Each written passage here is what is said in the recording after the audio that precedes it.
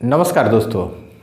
आज हम बताएंगे आपको कि अगर आपने क्लास ट्वेल्थ कंप्लीट कर लिया है और क्लास ट्वेल्थ के बाद आप कंफ्यूज हैं कि क्लास ट्वेल्थ के बाद क्या करें, तो ये आम प्रश्न है बच्चों का कि जब भी प्लस टू कर लेते हैं, ऐसे प्लस टू करने के बाद नॉर्मली प्लस टू तो हर बच्चों को ही करना चाहिए। प्लस टू करने के बाद वो कंफ्यूज हो जाते हैं कि क्या करें, बीए करें, बीएससी करें या टेक्निकल कोर्स करें या नौकरी करें या कोई काम सीखें। तमाम प्रश्न बच्चों के सामने खड़ा हो जाता है। तो ये स्वाभाविक है। अगर आपका सिचुएशन ऐसा है कि अगर आपको पढ़ने में इंटरेस्टेड नहीं है तो आपको कुछ काम सीख लेना चाहिए। कुछ अच्छा काम, आपको अपने पसंद से काम चुनिए और उसको बढ़िया दिल लगा करके, मन लगा करके सीखिए और उसमें अपना कैरियर बनाइए, क्योंकि जीवन की शुरुआत पढ़ाई के साथ साथ कुछ सीखना भी बहुत ज़रूरी होता है। तो मुझे जहाँ तक मानना है कि अगर आप पढ़ने में इंटरेस्टेड नहीं है तो आप कुछ काम शुरू से ही सीख लीजिए।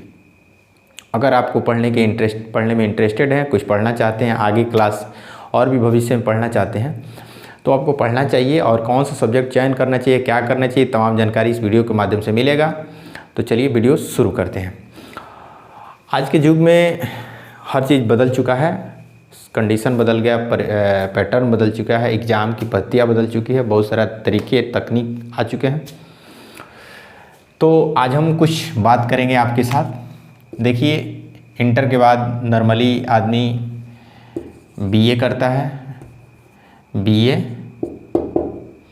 या बीएससी करता है या बीकॉम करता है या बीटेक करता है। इंटर के बाद ही बीटेक किया जाता है, समझा गया। तो ये सब कोर्सेज किए जाते हैं और भी बहुत सारे कोर्स। तो इंटर के बाद तो पूरा समुद्र ही खुल जाता है। इंटर के बाद आप जो मर्जी सो कर सकते हैं, कोई सर्टिफिकेट कोर्स करिए, नौकरी वाले, या बहुत सारे ऑप्शन हैं, समझा गया। कुछ हम सजेशन देंगे, आप जो कोर्स करना चाहते हैं करिए। साइंस में अगर आप साइंस से कुछ कोर्स करना चाहते हैं तो आपको बीएससी करना चाहिए। आर्ट्स से करेंगे तो बीए करना चाहिए। अकाउंटिंग से करना चाहते हैं तो बीकॉम करना चाहिए।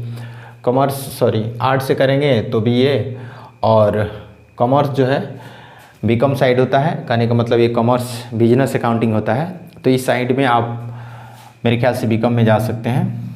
साइंस में अगर आप साइंस किए हैं इंटर से तो आपको बीटेक कर लेना चाहिए। ऐसे बीटेक 4 साल का होता है, बीएससी 3 साल का होता है, बीए 3 साल का होता है। ये 3 इयर्स का कोर्स होता है, ये भी 3 ईयर का कोर्स होता है, ये 4 ईयर का कोर्स होता है, ये 3 ईयर का कोर्स होता है और ये 4 ईयर का कोर्स होता है, 4 साल का, समझा गया।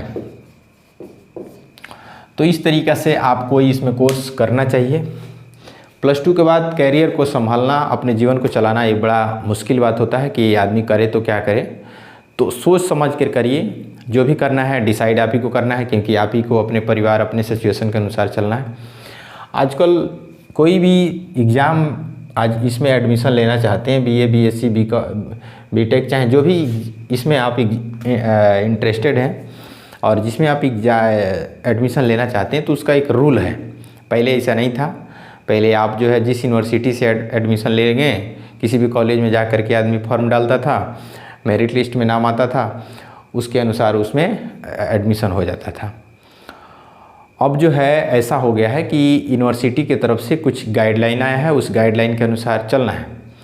बहुत सारे यूनिवर्सिटी एक साथ मिल करके, और एक जो है यूनिवर्सिटी एक साथ लिया गया है, और उस यूनिवर्सिटी में एडमिशन लेना चाहते हैं तो आपको एक एंट्रेंस एग्ज़ाम देना पड़ेगा, जिसका नाम है CUET।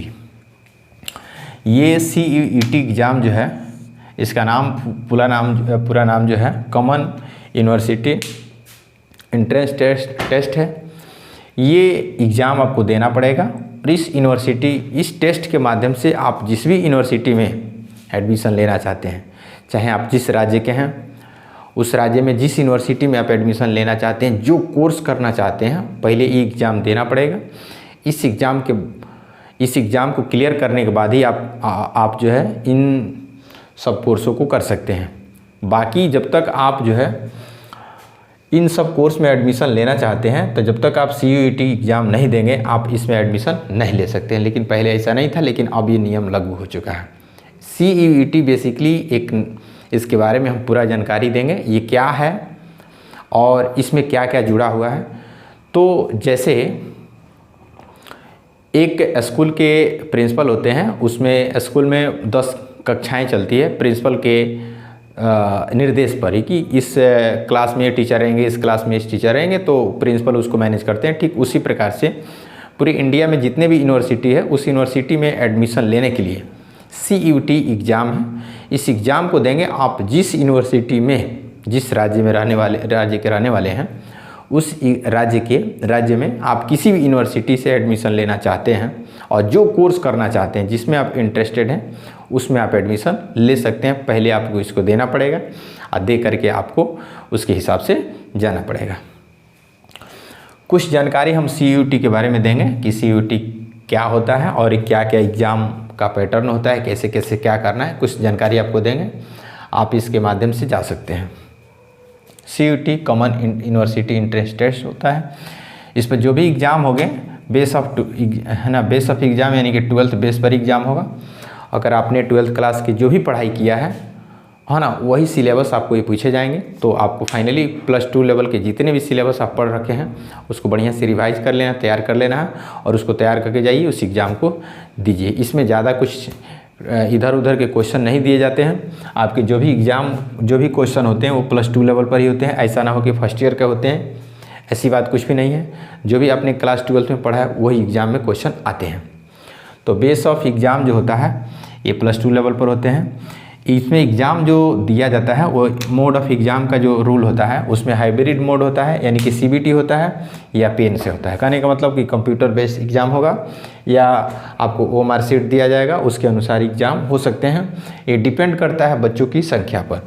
अगर बच्चों की संख्या ज़्यादा होगी तो ऑफलाइन पेपर होगा, यानी कि OMR शीट के बेस पर होगा। अगर बच्चों की संख्या कम होगी तो CBT बेस पर होगा। कहने का मतलब है कि CBT बेस का मतलब कंप्यूटर बेस्ड एग्ज़ाम जो है, सब जगह कंप्यूटर की सुविधा नहीं है, इसीलिए अगर बच्चों की संख्या बढ़ेगी तो ये वाला सुविधा आपको दिया जाएगा, क्योंकि जैसे बच्चों की संख्या होगा उसके अनुसार से एग्ज़ाम आपको कंडक्ट कराया जाएगा। इस एग्ज़ाम को कंडक्ट कराता है उसके बारे में हम बता देते हैं कि इस एग्ज़ाम को कंडक्ट जो है NTA कराता है, नेशनल टेस्ट एजेंसी होता है, ये एग्ज़ाम को कंडक्ट कराता है। और ये CBT मोड या ऑफलाइन OMR शीट के हिसाब से पेपर एग्ज़ाम होते हैं। ये डिपेंड करता है बच्चों की संख्या पर। इसमें एग्ज़ाम का जो पैटर्न होता है उसमें MCQ क्वेश्चन पूछे जाते हैं। आपके सारे क्वेश्चन ऑब्जेक्टिव होंगे, ऑब्जेक्टिव टाइप के क्वेश्चन होंगे, उसके हिसाब से आपको तैयार कर लेना है। हम आपको बताएंगे इसके बाद की एग्ज़ाम वो कितने मिनट के होते हैं। तो 60 मिनट के एग्ज़ाम होते हैं। 60 मिनट में आपको एग्ज़ाम देना पड़ता है। कुल मिलाकर के एग्ज़ाम का ये पैटर्न। आगे इसमें और कुछ आपको जानकारी देते हैं कि जो एग्ज़ाम के जो क्वेश्चन आते हैं उसमें क्या क्या होते हैं। उसमें कम से कम आपको 6 सब्जेक्ट चयन अधिक से अधिक 6 सब्जेक्ट का चयन कर सकते हैं। इससे ज़्यादा सब्जेक्ट को चयन नहीं कर सकते हैं। उसके कुछ फ़ी है, जैसे 6 सब्जेक्ट में माने हिंदी और इंग्लिश आपको लेना ज़रूरी है, वो आपको लेना ही लेना है। और मतलब लेना चाहते हैं तो इसमें से जो सब्जेक्ट आप लेना चाहते हैं ले सकते हैं भाषा वाला में। फिर फिजिक्स, केमिस्ट्री, मैथ, बायो जो भी आप इसमें से लेना चाहते हैं इसमें ले सकते हैं। जनरल टेस्ट में जनरल अवेयरनेस जो GK टाइप से सब जो करंट अफेयर के क्वेश्चन होते हैं वो पूछे लिए जाते हैं। तो ये एग्ज़ाम में इस सब सब्जेक्टों से क्वेश्चन आप इसमें इन सब सब्जेक्टों में जिसमें आप जाना चाहते हैं, जैसे आर्ट साइड के हैं तो इसमें जाइए, साइंस साइड के हैं तो इसमें, ये तो सब में है। ये तो जनरल जो सब्जेक्ट है ये सब में है। GK सबको इसमें पूछा जाएगा, तो ये सब्जेक्ट उसमें है। ये है फ़ी जो है, फ़ी इसका फॉर्म जो होता है, फॉर्म जो है 1,000 रुपया का देना पड़ता है। यानी कहने का मतलब जो है 1,000 रुपया आप देंगे तो आपको 3 सब्जेक्ट का माने 3 सब्जेक्ट को मिला करके 1,000 रुपये पेमेंट करना पड़ेगा, वो भी जनरल के लिए। आगे और सब्जेक्ट बढ़ाना चाहते हैं 3 सब्जेक्ट के बाद, मान लीजिए आपने फिजिक्स, केमिस्ट्री, मैथ और बायो भी एक्स्ट्रा में लेना चाहते हैं तो उसके लिए आप जो है 300-400 रुपये एक्स्ट्रा देंगे तो आपको एक और अलग से सब्जेक्ट मिल जाएगा। मतलब 3 सब्जेक्ट के लिए 1,000, बाकी आगे सब्जेक्ट जैसे जैसे आप बढ़ाते जाएंगे वैसे वैसे 400 रुपये आपको देना पड़ेगा। अगर आप OBC से हैं तो 900 रुपये देना पड़ेगा। आगे सब्जेक्ट बढ़ाएंगे तो 375 रुपया आपको देना पड़ेगा। ST हैं, SC हैं तो आपको 800 रुपये देना पड़ेगा 3 सब्जेक्ट के लिए। और आगे जैसे जैसे सब्जेक्ट बढ़ाएंगे वैसे 350 रुपये आपको देना पड़ेगा। तो CUT एग्ज़ाम के माध्यम से आप BA BSc या BTech या अदर कोर्सेज आप कर सकते हैं। इस तरह से पहले डायरेक्ट ये रूल था, जिस यूनिवर्सिटी में एडमिशन आदमी लेना होता था उसमें जाते थे लोग और फॉर्म अप्लाई करते थे और उसके बाद जो है लिस्ट के हिसाब से एडमिशन होता था। लेकिन अब जो है ऐसी बातें नहीं है, आप उसको देना पड़ेगा और दे करके तब जाकर आप किसी भी यूनिवर्सिटी में, बहुत सारे ढेरे यूनिवर्सिटी एक साथ जुड़ी हुई है और वो जो है NTA जो है उस यूनिवर्सिटी के तहत एग्ज़ाम कंडक्ट करा रही है। और जाकर कि आप एग्ज़ाम दीजिए, उसके बाद से जिस यूनिवर्सिटी में इंटरेस्टेड हैं आप उसमें एडमिशन ले सकते हैं। एक बात और है कि अगर आप +2 में, मान लीजिए अभी आप +2 में हैं तो आप इस एग्ज़ाम को दे सकते हैं। माने APR हैं, अभी पढ़ रहे हैं इंटर में, तो इंटर के बाद आप कुछ कोर्स करेंगे तो आप भी इस एग्ज़ाम को दे सकते हैं। अगर आप इंटर कंप्लीट कर लिए हैं तब भी इस एग्ज़ाम को दे सकते हैं, तब तो आपके लिए हाई है। समझा गया? तो इस तरह से CUT के बारे में जानकारी था। और बाकी इंटर के बाद आपको क्या करना चाहिए, क्या नहीं करना चाहिए, इस सब्जेक्ट के बारे में हमने नाम लिख रखा है। आपको सोच समझ करके सब चीज़ करना है, क्योंकि डिसाइड ही आपके जीवन के लिए उत्तम है। अगर अच्छा आपने डिसाइड किया, आप अपने परिवार के बैकग्राउंड देख कर ही चलेंगे। अच्छा आपके परिवार का बैकग्राउंड है तो आप पढ़िए, या नहीं तो कुछ काम सीखिए, और नहीं तो कुछ सर्टिफिकेट कोर्स करके कुछ करिए। मतलब कुछ करिए, कुछ करेंगे तभी जा कर के बेहतर होगा। अदरवाइज आजकल के इस बदलते युग में कुछ संभव नहीं है, क्योंकि पैसा है तो सब कुछ है, पैसा नहीं है तो कुछ भी नहीं है। तो बस आज की वीडियो में इतना ही, फिर मिलेगा अगले वीडियो में। तब तक के लिए बहुत बहुत धन्यवाद।